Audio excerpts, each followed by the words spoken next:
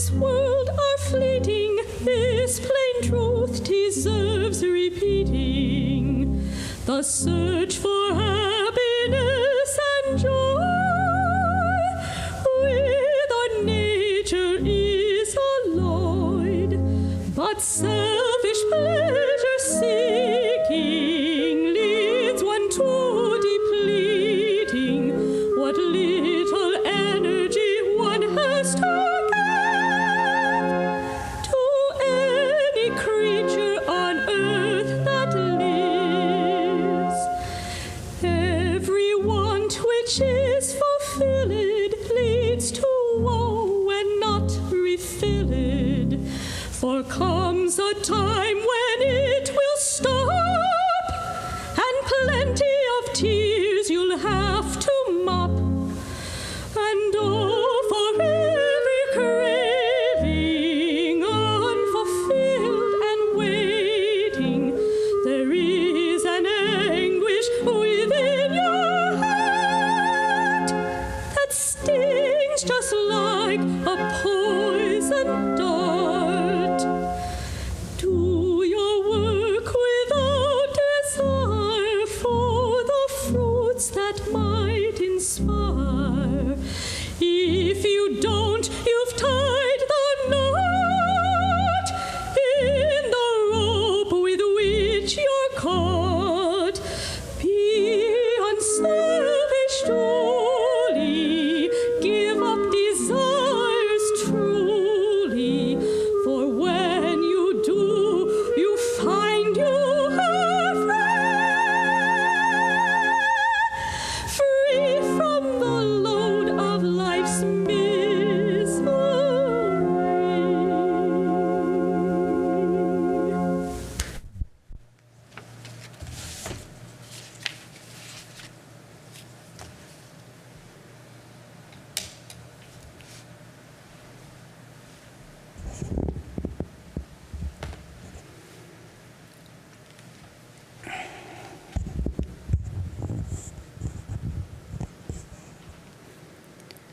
Om Sharanagato, Sharanagato. Ami deho shuk chaina ma. Ami loko manno chaina ma. Ami ashto siddhi chaina ma. Ma তোমার শ্রী পাদপদ্মে আমায় শুদ্ধা ভক্তি দাও, আর তোমার ভুবন মোহিনী মায়ায় আমাকে মুগ্ধ করো না। Om Shanti, Shanti, Shanti. O Mother, I take refuge in you. I do not want bodily comforts or pleasures. I do not want name or fame. I do not want any of the 8 occult powers. O Mother, I want nothing but pure love for you, and I pray that you never delude me with your world-deluding Maya. Om, peace, peace, peace. Good morning, everyone, on this rainy morning in Hollywood. I appreciate your coming out in spite of the rain and traffic. I thought it would be appropriate to start this lecture on Vedanta in an age of instant gratification with the equivalent in our tradition of the Lord's Prayer. In Christianity, of course, Jesus himself taught us how to pray, Our Father who art in heaven, hallowed be thy name, and so on. So Sri Ramakrishna encouraged us to pray to God in this manner. I'm going to begin the talk with a little bit of autobiography. I grew up in Boston in the 80s, in early 90s. So some of you might be trying to mentally calculate my age. I was born in 1980.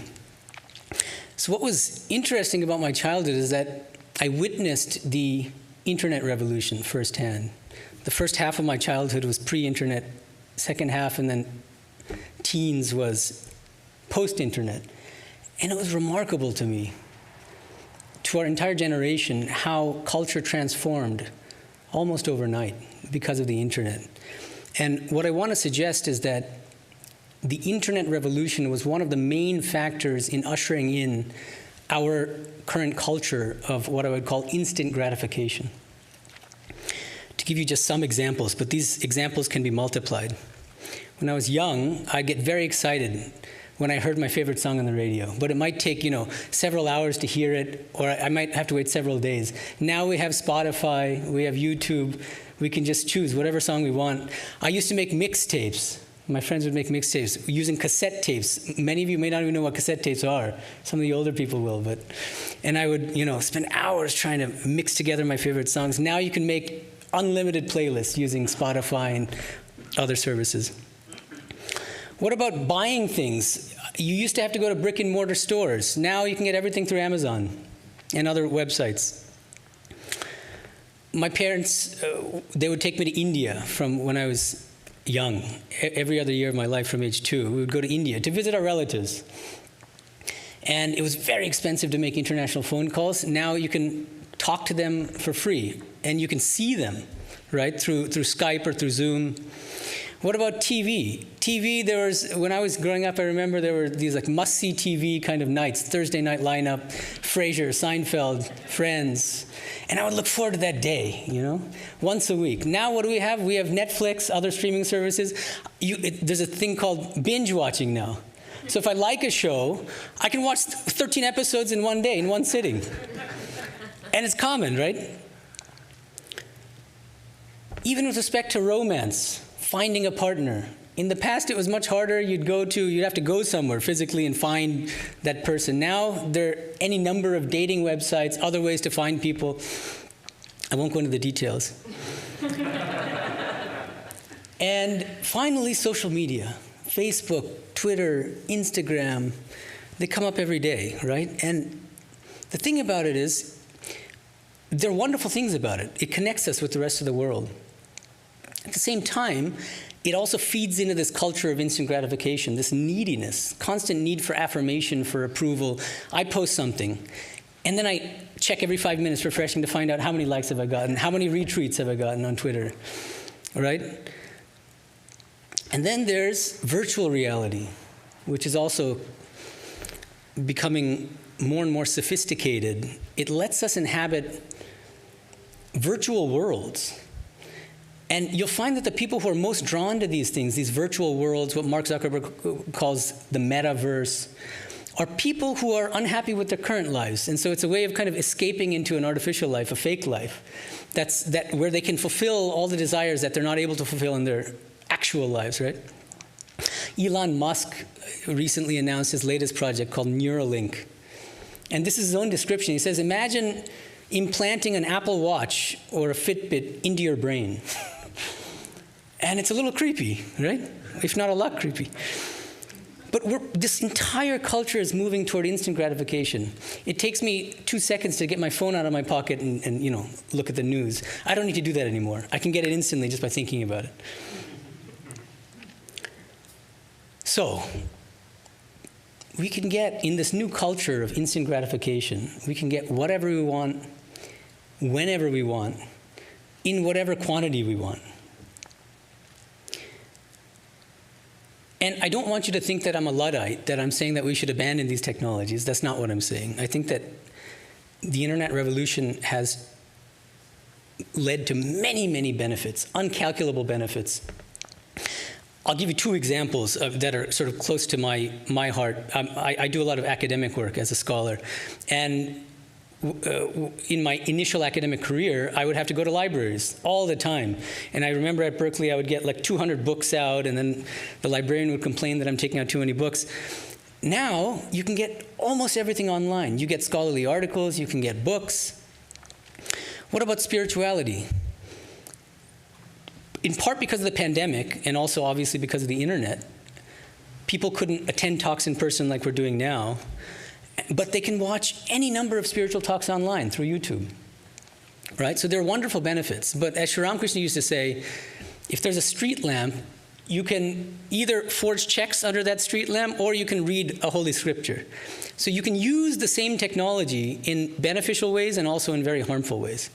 That's really the point I want to talk about. What I want to bring our awareness to is that there's a dark side to our culture of instant gratification. And there's a dark side to modern technologies that we should be aware of. I'm not saying to give it up, but be aware of it. Be more mindful as you use these technologies. So I want to mention in this context an interesting paradox. You might think that as our culture has made it more and more easy to get the enjoyments that we want, right, more quickly in whatever quantity we want, the happier we should be. That seems logical. But exactly the opposite is the case. Depression rates have never been higher. And I'm just talking about the US now, but I think these results can be generalized. There was a 2023 mental health study conducted in this country. The study is called The State of Mental Health in America. And I'm just going to mention some of the key findings. In 2019 to 20, so pre-pandemic, notice, 20.78% of adults were experiencing a mental illness. That's equivalent to over 50 million Americans. Millions of adults in the US experience serious thoughts of suicide, with the highest rate among multiracial individuals. Over 1 in 10 youth in the US are experiencing depression that is severely impairing their ability to function at school or work, at home, with family, or in their social life. And you might say, well, maybe that's in part a result of the pandemic, but that's not true. These trends have started well before the pandemic. Jean Twenge is a well-known psychologist and researcher. She's done a lot of research on this issue.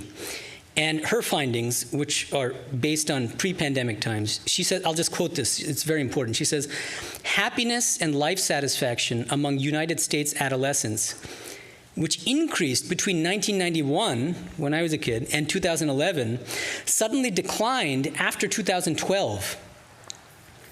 Thus, by 2016 to 17, both adults and adolescents were reporting significantly less happiness than they had in the 2000s. And she says that one of the main reasons is the increase of use of social media and other forms of technology. She calls this latest generation of kids the I generation, iGen for short, or Generation Z. David Myers, he wrote a book in 2001 called The American Paradox, Spiritual Hunger in an Age of Plenty. But he wrote that, as I said, over 20 years ago. I think that now we can generalize that and call this a global paradox. And we might call it the paradox of instant gratification, which I would define as follows. The more easily and quickly we're able to get what we want whenever we want, the less happy we're becoming, and the less fulfilled we feel, and the more emptiness we feel within us. There's an entire field now called positive psychology that explores this paradox of instant gratification and many other phenomena, recent phenomena. And I think that their findings are, in general, quite important and interesting. So what I want to discuss today is how certain insights from Vedanta can corroborate and help to understand in a deeper way the findings of positive psychology. I want to make some connections between Vedantic scriptures and recent findings in positive psychology. So let's begin with a well-known experiment called the marshmallow test. I don't know how many of you are familiar with this, but it's quite an interesting experiment conducted by a professor at Stanford University in 1972 called Walter Mischel. He sat at a table with a kid, maybe 5-year-old kid, and he has a nice plump marshmallow in his hand. He says, I'm going to leave the room for 15 minutes. I'm going to leave the marshmallow here. And you have two choices. You can choose while I'm away to eat the marshmallow, but when I come back, I'm not going to give you any more marshmallows. Or, during the 15 minutes of my absence, you can choose not to eat the marshmallow. And if you do that, if you can manage to do that, when I come back after 15 minutes, I'm going to give you not one, but 2 marshmallows. And then he leaves the room. And he videotapes the kids, and there are many kids that he videotaped, and it's very funny, actually. So some of the kids who are trying desperately to exercise self-control, they're like humming to themselves and twiddling their thumbs and doing all sorts of things and trying, at whatever cost, not to look at the marshmallow, so it's very funny. And other kids will just immediately, the moment he leaves the room, and have this guilty look on his or her face and eat the marshmallow. But what he found, Mischel, this is very interesting. The study is what's called a longitudinal study, which means it's a long-term study. He tracked the lives of these kids many years later. 10 years later, 20 years later. So these 5-year-olds, when they grew up to be 25 or 30 or 40, he looked at their life outcomes, and what he found was striking. He found that children who were able to wait longer for whatever the reward was, whether it was 2 marshmallows or whatever, a pretzel, whatever they liked, ice cream, tended to have much better life outcomes as measured in a number of respects, by SAT scores, by educational attainment, by body mass index, so general health, and mental health also, and many other life measures. So what the study shows, and what many other studies have also shown, follow-up studies, is that self-control, self-restraint seems to be a key to leading a happier and more fulfilling life. So now the question is, how can Vedanta help us to understand in a deeper way the results of this marshmallow test? So let's begin by looking at Bhagavad Gita, one of the most important scriptures of Vedanta. Chapter 18. In chapter 18, there are 3 verses, verses 37 to 39, which explain 3 different kinds of happiness, classified according to the 3 gunas. Gunas often translated as qualities, but I prefer the translation energies. It's a difficult word to translate, but I like energies. So 3 energies. Tamas is the energy. If it's predominant in us, it makes us feel tired, lethargic, lazy, careless, unmindful, sleepy, dull. Rajas is the guna that makes us restless, hyperactive, full of desires. I want to do this, I want to do that. Ambitious, I want to achieve this, I want to achieve that. And sattva guna, the energy of sattva, makes us tranquil, makes us calm, gives us a kind of quiet peace and joy, makes us humble. If we're religious, it makes us devotional. So in verse 38 of chapter 18 of the Gita, I want to first focus on the rajasika form of happiness, because that's what's most relevant in the context of instant gratification. This is the happiness derived from instant gratification. Here's the verse. I'll read the Sanskrit first and then I can give you the translation. Vishayendriya sanyogat yattadagre mritopamam pariname vishamiva tatsukham rajasam smritam. Rajasika happiness is happiness that derives from the contact of the senses with sense objects. In the beginning, sense pleasure is like nectar, but eventually it becomes like poison. So Rajasika happiness, according to Bhagavan Krishna, is any happiness derived from the senses, sense enjoyments. And it's nectar at first. It feels wonderful at first, but ultimately it becomes poison. It makes us more miserable in the end. And I think this verse explains, it captures the logic of sense pleasures. We get a momentary satisfaction, but ultimately we become more miserable.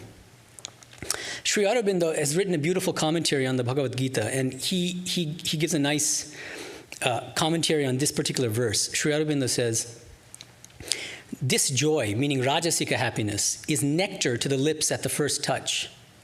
But there is a secret poison in the bottom of the cup. And after it, the bitterness of disappointment, satiety, fatigue, revolt, disgust, sin, suffering, loss, transience.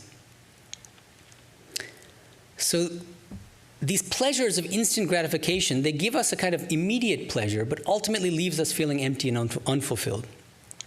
But then the next question is, why exactly is it that sense pleasures become poison in the end? And Vedanta gives a very deep answer. So I want to move to a different scripture briefly. The Bhagavata Purana, a wonderful Vedantic scripture. In chapter 9, there's a really interesting story about an old king named Yayati. He was very worldly, full of worldly desires, and he had a number of sons. So he got his sons together and he said, which one of you will agree to exchange bodies with me? I want to exchange bodies because you're all young and healthy so that I can enjoy more. If I take on your body, I can enjoy for another 50, 60, 70 years, and that's what I want. That's my ultimate goal in life. So his youngest son agreed. So his youngest son swaps bodies with him. So Yayati becomes the young son, and this youngest son, the king is inhabiting now the youngest son's body. And he goes on indulging in worldly pleasures for years, decades. At the end of this what you might call this orgy of sense desires, he comes to a very, very profound conclusion about the logic of desire. He says the following. I'll just give you the reference in case you're interested. 9.19.40. Na jatu kamaha kamanam upabhogena shamyati. Havisha krishnavatmeva bhuya eva vivaddate. Desires are never satisfied through enjoyment, through bhoga. Rather, just as a fire gets even bigger when one throws oil into it, just so desires become even stronger, more intense, the more one indulges in sense pleasures. In one verse, Yayati explains why desire is at the root of most of our suffering. This is also why the second noble truth of Buddhism is that desire is the root of all suffering. We desire things in the external world because we feel a kind of emptiness within. Something seems missing from our lives. And we're convinced that if we get that thing, our lives will become full. We'll become whole again. But what does Yayati say? He says that turns out not to be the case. Through experience, we learn that. Let's say I have $100,000. I'm convinced that if I get $1 million, I'll become happy. Let's hypothetically assume I get that $1 million. What happens? Am I happy? No, because my peer group changes. Now I'm cavorting with millionaires and also multimillionaires. Now I'm getting jealous of the guy who has $10 million. So that makes me even unhappier, right? So the more we try to fulfill our desires, the more full of desires we become, because those desires become intensified. Because desires, by their very nature, are insatiable, which makes it's a recipe for misery. So to put it succinctly, worldly pleasures get us caught in a vicious cycle. What's the cycle? It begins with a desire. We desire some kind of worldly pleasure. Next step. We enjoy that worldly pleasure in the hope that, thinking in our heart of hearts, that our desire will be fulfilled, it'll be extinguished. But what happens? Instead, our desire gets even stronger, and we rush headlong into even more worldly enjoyments, which in turn strengthens our desires even further, making us even more miserable. This is the vicious cycle that many of us are trapped in. It's also the structure of all kinds of addictions. But all of us, in a certain sense, are addicts. We're addicted to worldliness. And spiritual life is about breaking that addiction to worldliness. The great German philosopher Arthur Schopenhauer, who was strongly influenced by Vedanta, by the way, he once said, "The Upanishads have been the solace of my life, and they will be the solace of my death." And his philosophy was strongly influenced by Vedanta. He captures this vicious cycle really beautifully. He says, this is from his masterpiece, The World as Will and Representation. He says, "Every satisfied desire gives birth to a new one. No possible satisfaction in the world could suffice to still our craving, set a final goal to our demands, and fill the bottomless pit of our hearts. Everything in life proclaims that earthly happiness is destined to be frustrated or recognized as an illusion." So, according to Vedanta then, we can only achieve true, lasting, eternal happiness, not through the fulfillment of our worldly desires, but by trying to reduce and ultimately eliminate our worldly desires. This is why Holy Mother Sharada Devi, she encouraged us to pray for desirelessness, nirvashana in Bengali. Pray to God to be free from desires. This is why the prayer that I opened this lecture with, Sri Ramakrishna used to say, pray to God to reduce and ultimately eliminate your worldly desires, your desire for bodily comforts, your desire for name and fame, your desire for, even for so-called spiritual siddhis. They're called siddhis in Sanskrit, these occult powers. Even that's not spiritual. You should only pray for desirelessness and for pure love for God. There's a verse from another Vedantic scripture called the Vairagya Shatakam, 100 verses on dispassion, which captures this vicious cycle the logic of desire really nicely. So I'll read the Sanskrit and give the translation. Satu bhavati daridro yasya trishna vishala manasi cha paritushte korthavan ko daridraha. That person is poor whose desires are great. When the mind is contented, who is rich and who is poor? I think this verse gives a really beautiful definition of what true poverty is and what true wealth is. True poverty is a person who is full of desires, because that person will never be happy. And the truly wealthy person is not the person with the most possessions or the most wealth, but the person who is happy with whatever he or she has. That's true contentment, right? So somebody who has $1 million but wants $10 million, that person is poor. But another person who has $100 but is content with that, imagine some kind of village in Africa or in India or something like that. That person is happier and richer in a deeper sense than the so-called wealthy person. I'll mention another verse taken from the great Indian epic Mahabharata. There's a wonderful section of the Mahabharata called the Shanti Parvan, the section on peace. Shanti means peace. And it's full of very lofty spiritual teachings. And this is one of them. Yatcha kama sukham loke, yatcha divyam mahat sukham, trishna kshaya sukhasyete narhata shodashim kalam. If you calculate all the happiness one can get from sense objects, as well as all the higher forms of happiness experienced in heaven, all this happiness is not even 1/16 of the joy derived from eliminating one's desires. Trishna kshaya sukham. The joy derived from eliminating our worldly desires. There's much more joy, incalculably more joy, in getting rid of our worldly desires than by indulging them, by fulfilling them.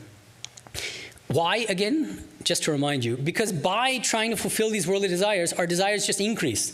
They never get satiated, they never get fulfilled. That's just the nature of desires in this world. At this point, you might be wondering, well, what exactly is he telling us to do? Should we all become monks? No. So I want to spend the remainder of this lecture giving 3 pieces of practical advice to everybody. This should apply to everybody, whether you're a monk or a householder, whoever you are, wherever you are, in whichever country you live. So the first piece of advice I'd give from a Vedantic standpoint: how do we live and navigate? How do we live in and navigate this culture of instant gratification? First piece of advice is captured in a wonderful aphorism of Swami Vivekananda's.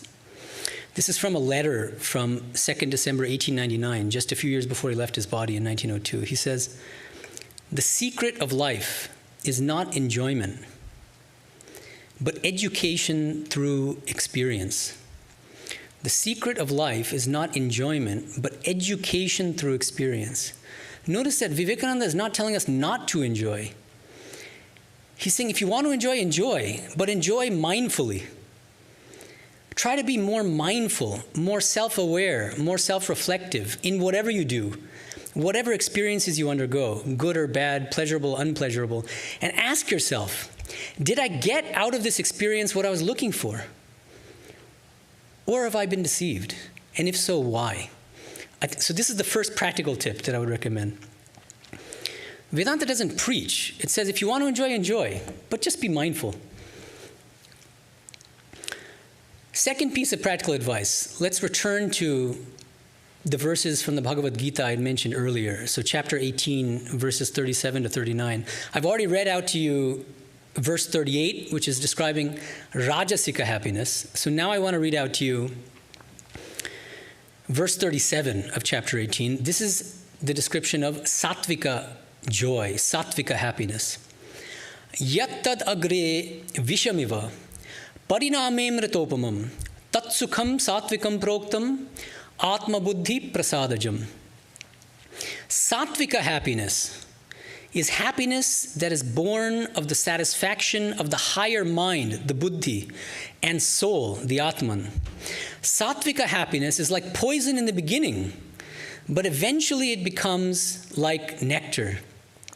It's the exact opposite of rajasika pleasure, which feels and tastes like nectar in the beginning but becomes poison in the end. Sattvika pleasure is pleasure that feels like poison in the beginning. You don't want to do it. Something in you revolts against it. But eventually it becomes the source of the highest joy. And there's this phrase here in the original Sanskrit which I think is very, very significant. Atma buddhi prasadajam. What makes sattvika joy so sattvic, and what makes that joy so much better and more fulfilling than rajasika joy? It's because it's born of the peace and calm of our higher mind and our spirit, the soul within us. Because within us is the divine eternal soul, which is the source of all bliss. So you'll find that every sattvika happiness in this world has a touch of the soul in it. That's the real difference between sattvika happiness and rajasika happiness. Vedanta tells us that the root of our misery is that we mistakenly identify with the body and with the mind. So any sense pleasure, rajasika pleasure, just strengthens our identification, our mistaken identification with the body-mind complex. So the deepest philosophical reason why sattvika happiness is more fulfilling is because sattvika happiness starts to erode our identification with the body-mind complex and makes us feel more and more that we're actually the divine soul within and not the body-mind complex. And the more we identify with our true spiritual nature, the more naturally happy we'll become, because that happiness flows from within. We don't expect the world to make us happy, anything in the world, anyone in the world. We are inherently blissful, but we don't know it. It's a case of a kind of identity crisis. We don't know what we are. Vedanta tells us what we are and says, here's the path to discovering what you are. So the second piece of practical advice is, try to incorporate more and more sattvika forms of happiness into your daily life. Let me give you some examples. Some of you might be initiated in our tradition, so you know that you're given a mantra, and one of the main sadhanas, spiritual practices, is to mentally repeat the mantra. And I've heard many times, and this is true even among many monks, when you first start doing that mantra japa, it feels really tedious. It's like a chore in the beginning. But Brahmanandaji, he used to say to people who would complain about mantra japa being boring, he said, do it sincerely for a few years. Do it sincerely for 3 years. Come back to me and tell me whether you still find it boring. So that's a very good example of a sattvika joy. Any kind of spiritual practice is a sattvika joy, because in the beginning, it may not be very pleasant. It may feel like poison. But if you keep persisting and keep doing it, you're going to eventually find that it turns into the highest nectar. And you can't do without a day of meditation and japa. So that's one example. But there are other examples. Let's think of music. There's so many different genres of music, so many different kinds of songs, right? I would say, and this, I'm getting into somewhat controversial territory here, you might disagree with me, but what makes pop music popular? I would say it's because it's rajasika. And because it's, by definition, it's entertainment. Etymologically, entertainment means it distracts you, it gratifies the ego. All forms of popular entertainment are designed to gratify the ego. Entertainment are designed to gratify the ego. And every form of sattvika joy, sattvika happiness, challenges the ego. It erodes your identification with the ego and makes you feel your deeper identification with the soul within. So what would be the opposite of a pop song? Something like classical music in the West. And there's amazing sacred classical music in the West. So for instance, just to give you one example, my favorite contemporary composer is an Estonian composer named Arvo Pärt. Some of you might have heard some of his music. He has a beautiful piece. It's instrumental, called Cantus in memory of Benjamin Britten. It's just a 6 or 7 minute piece. It's just astounding if you listen to it. And so you can just run an experiment on yourself. Listen to the latest song by Taylor Swift or Olivia Rodriguez. I don't want to pick on them, or Drake, or whoever. And ask ask yourself as you're listening to the song and afterward, how does it make you feel? What do you want to do after listening to this song? Usually the answer will be, I want to dance, I want to get out and hang out with friends, drink, whatever. Or for those of us online or here present who are from India or Indian, you might listen to a Bollywood song, your typical extremely popular song from a Bollywood movie, and do the same thing, run the same test. And then, so for Westerners, those of you who listen to Western popular music, compare it with some kind of Western classical music piece, like the one I mentioned, or any one. And ask yourself, while you're listening to that piece of classical music, how does that make you feel? And after listening, what are you left with? What feeling are you left with?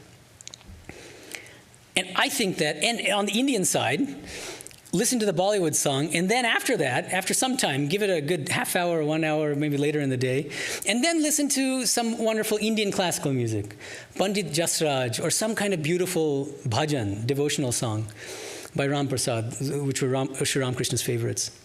And do the same thing. How does that make me feel?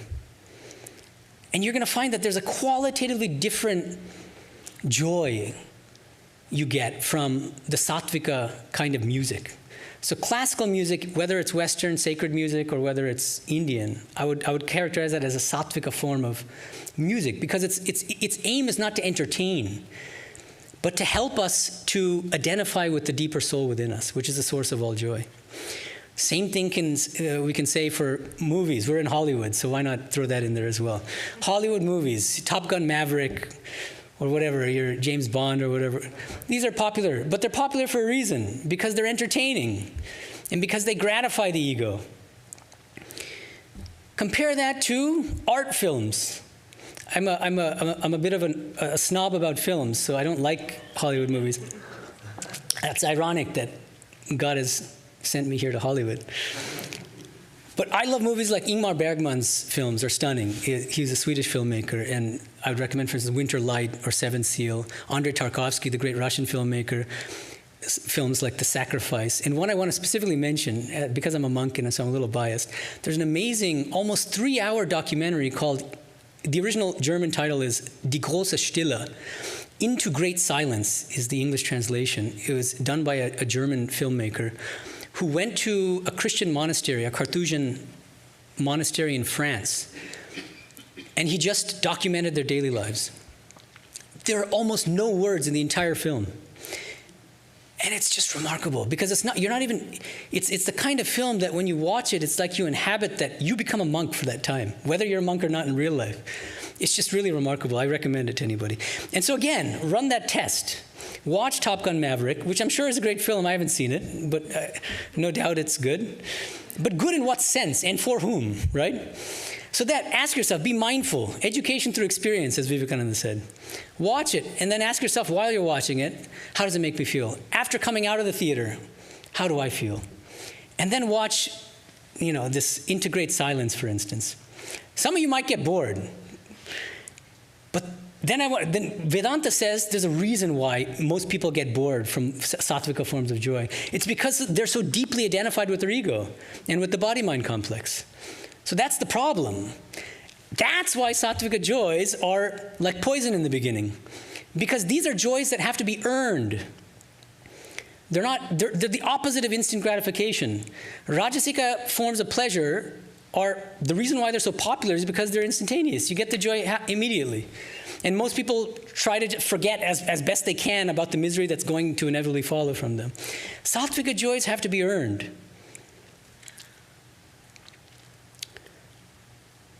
And you might ask, well, now I've read out to you the verse on sattvika happiness and the verse on rajasika happiness. What about tamasika happiness?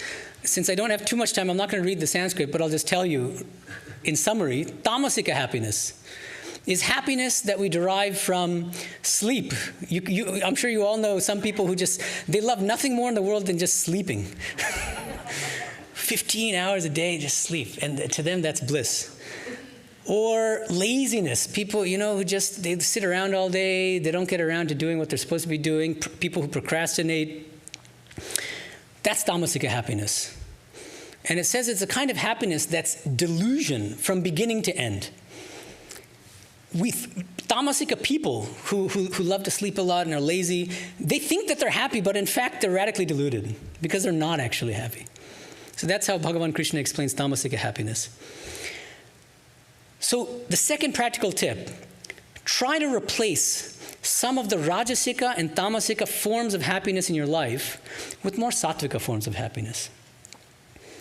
With regard to Tamasika forms of happiness, you can do something very simple. Wake up a half hour earlier than you normally would, and do something like sit for meditation, do some yogasanas, Surya Namaskars, sun salutations, and do it for a few days. You're not going to like doing it for the first few days, so you have to stick to it for at least a month. And then ask yourself, how has my life changed? Has it improved? If so, why and how? Simple examples. And same thing with Rajasika pleasures. Spend a little less time on social media, devote that time to spiritual practice, for instance, or listening to sacred classical music, whether it's Western or Indian, or devotional songs, and so on and so forth.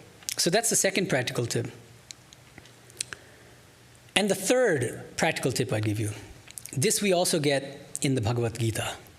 This is a wonderful spiritual scripture because it not only teaches the loftiest principles of Vedanta, of the Upanishads, but it's also a very practical spiritual manual. That's why it's called Brahma Vidyayam Yoga Shastre. It teaches us the highest Brahma Vidya, knowledge of Brahman. And it's also a Yoga Shastra, which teaches us all the different ways, all the different spiritual paths through which we can attain that highest knowledge. And so you'll find, if you study the entire 18 chapters of the Bhagavad Gita, that one of the keynotes of the Gita is Karma Yoga. It's significant that the scripture takes place on a battlefield. Arjuna is a warrior, he's a kshatriya. He's supposed to do his duty by fighting in a just war. He's on the right side of the war. And he doesn't want to, because it means that he's going to have to kill some of his own loved ones. And most of the Bhagavad Gita is devoted to Krishna trying to persuade Arjuna to do what is his rightful duty, which is engaging in the war on the side of justice. So what is karma yoga? According to the Gita, you do whatever duties are allotted to you in your world, in this world, but do it with a spiritual attitude. Try to take the ego out of the work that you're doing. So one beautiful verse in this context is chapter 3, verse 30. Mai sarvani karmani sanyasyadhyatma chetasa nirashi nirmamo bhutva yudhyasva vigatajvaraha. Offer all of your actions to me, says Bhagavan Krishna, with your mind centered on the spiritual reality within, the divine soul within, without hopes, without ambitions, without expectations, completely free from me and mine. Fight, devoid of the fever of egoism. But then the next question is, well, what kind of work should I do? This is a very practical question. So that's why in universities there are career counselors, right? You go to a career counselor and they say, you might fill out some kind of questionnaire, and on that basis they'll decide what your leanings might be toward and suggest what kind of major you should go into and what you should be after you get out of college. Bhagavad Gita has something wonderful to say about this as well. It gives us this concept of what's called swadharma, our own law of being. There are different translations. I like Sri Aurobindo's, our own law of being. So let me read out to you. This is verse 47 from chapter 18 of the Gita. Shreyan swadharmo vigunaha paradharmat swanushtitahat swabhava niyatam karma kurvan napnoti kilbisham. It's better to do the work that best suits your nature, even if that work has certain defects. In Arjuna's case, the defect is he ends up having to kill his loved ones. Than to do the work meant for someone else. By doing the work that accords with your own inherent law of being, your swadharma, you will not incur any sin. And in fact, you will make spiritual progress and ultimately realize the highest spiritual goal of life. So the idea here is, if we do the work that best accords with our inherent nature, our inherent tendencies, our leanings, personally, individually, we'll make the most spiritual progress, but at the societal level, we'll also be able to benefit society. Then you might ask, well, how do we determine what our swadharma is? Many people have exactly this crisis. In India, it's very common, especially because of parental pressure. In India, the sciences enjoy much of the prestige. So most of the best students will go into science subjects. Even if in their heart of hearts they want to do something in the humanities, there's a wildly popular movie called Three Idiots, a Bollywood movie, where one of the characters wants to be, more than anything else, a wildlife photographer. But his father's pushing him into engineering or something like that. So the whole movie is about how he ends up discovering his true passion, going against his parents, but ultimately finding happiness. And even his father becomes happy in the end. What do our parents want ultimately but for us to be happy, right? They sometimes have the wrong idea about what makes us happy. So remember in this verse, paradharmat sunushtita. It's better to perform your swadharma than another person's dharma. Paradharma means, what is that paradharma? In contemporary terms, paradharma is someone else's dharma, someone else's law of being, whether that's your friends, whether that's your parents pressuring you to do something that you don't really want to do, whether it's your societies. As I said, Indian culture for a long time has kind of brainwashed the new generation into thinking that if you're really good, if you do really well on that exam in 10th grade, you should go into the sciences. So, in contemporary psychological terms, paradharma is explained as extrinsic motivation. The reason why I do something is for external rewards. Because my parents are telling me to do so, because it's prestigious in my culture, in my country, because I'm going to get name and fame. And the opposite is called intrinsic motivation. I'm doing something because I'm passionate about it, because it makes me happy and joyful, and because that's what best suits my nature. And the Bhagavad Gita's doctrine of Swadharma and of Karma Yoga has, I think, found quite startling confirmation in recent positive psychology. And I would recommend you a book by Martin Seligman called Authentic Happiness, published in 2002. In this book, Seligman he contrasts what he calls the pleasant life with what he calls the good life. And Seligman says that a pleasant life is a life based primarily around sense pleasures, what the Gita calls rajasika happiness, and the fulfillment of our worldly desires. And what he says, based on empirical studies, I mean, all of positive psychology is based on empirical studies. He says that living this kind of pleasant life is actually a recipe for deep unhappiness and depression and misery. And he says that authentic happiness comes from leading what he calls the good life, which has two dimensions. And you arrive at the good life, you learn how to lead a good life by taking these two steps. First step, identify and cultivate your most fundamental strengths. First step. Second step, try your best to use your fundamental strengths, what Seligman calls your signature strengths, to the best of your ability every day in your day-to-day lives. But you might wonder, well, how do I know what my strengths are? So he's provided, there's a website, which I can ask somebody to put it in the YouTube description. There's a link. You can do an online questionnaire to determine what your signature strengths are. I did it myself, and I actually found it very helpful and quite accurate. So I recommend that you do that if you're interested. So what Seligman calls our signature strengths is what the Bhagavad Gita calls our swadharma, our own law of being. And what is swadharma in the Gita based on? It's based on two concepts, guna and karma. Here, guna means something slightly different from the three gunas I was talking about earlier. Here, in this context, what Bhagavan Krishna means by guna is our inherent tendencies, our inherent qualities, what makes us tick, our talents, right? And karma means our behavior.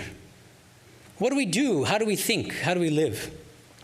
So we can determine our swadharma with the help of things like this questionnaire that you can find online, and just through sort of honest self-analysis and asking yourself, what do I really love? What's my calling, my vocation?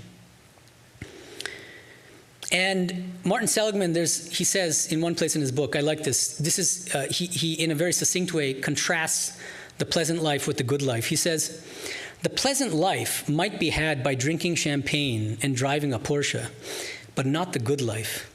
Rather, the good life is using your signature strengths every day to produce authentic happiness and abundant gratification. This is something you can learn to do in each of the main realms of your life: work, love, and raising children. So spiritual life is not joyless. It's not about depriving yourself of happiness. Some people might come away thinking that he's a real killjoy. Don't do this, don't do that. That's not what I'm saying.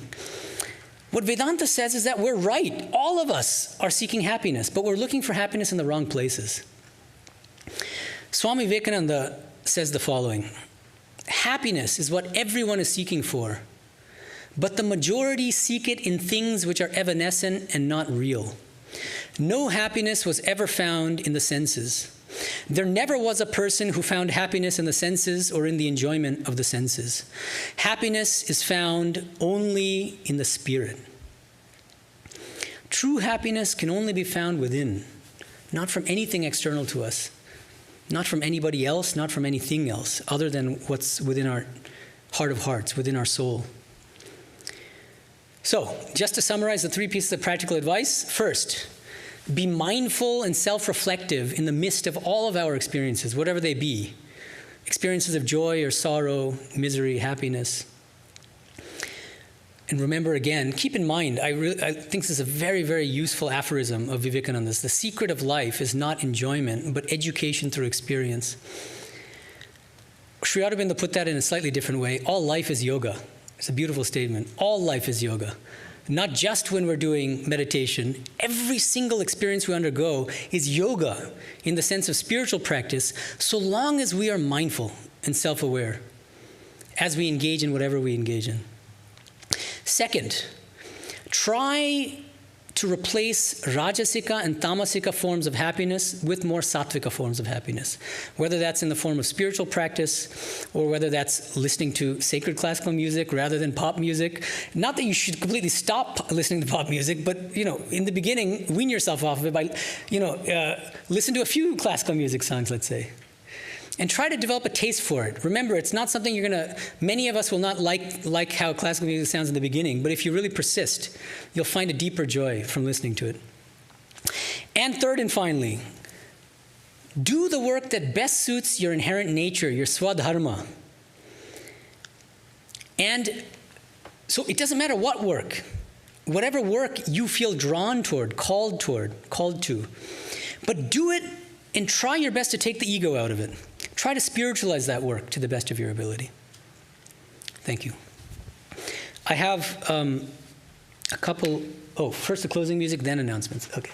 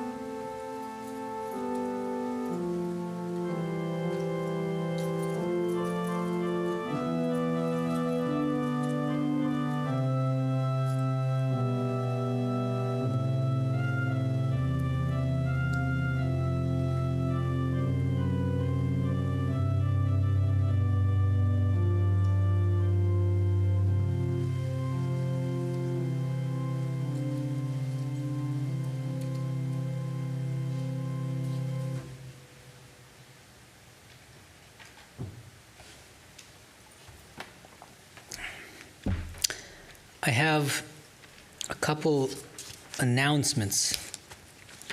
Well, before I do that, sorry. So you're all invited cordially to having refreshments outside. I'll be standing outside the main entrance to speak to you. And yes? Refreshments are in the White House because it was raining. The refreshments are in the White House because it's raining. It was raining. It was raining, but no longer. Everything is evanescent. And in the greenhouse, if you're interested, after refreshments, you can join me in the greenhouse. If you have any questions or follow up, whatever, talk about whatever we discussed in the talk today, I'd be happy to talk to you. Oh, and announcements of upcoming programs. 18th of December is Holy Mother Puja, the puja of the birthday of Sharada Devi, starting at 10 a.m. On the 25th of December, Swami Sumananandaji is giving the Sunday talk on Jesus Christ's Sermon on the Mount on Christmas Day, quite appropriately. And on the 24th of December, on Saturday 24th from 6 p.m. to 8 p.m., we'll have here at the Hollywood Center, we're having a Christmas Eve service with carols. And finally, on the 24th, Christmas Eve, same day, but in the morning, Saturday 10 a.m. to noon, there's going to be a special Christmas program in the Ramakrishna Monastery in Trabuco Canyon. Om Shanti Shanti Shanti Hari Om Tat Sat Shri Ramakrishna Arpanamastu.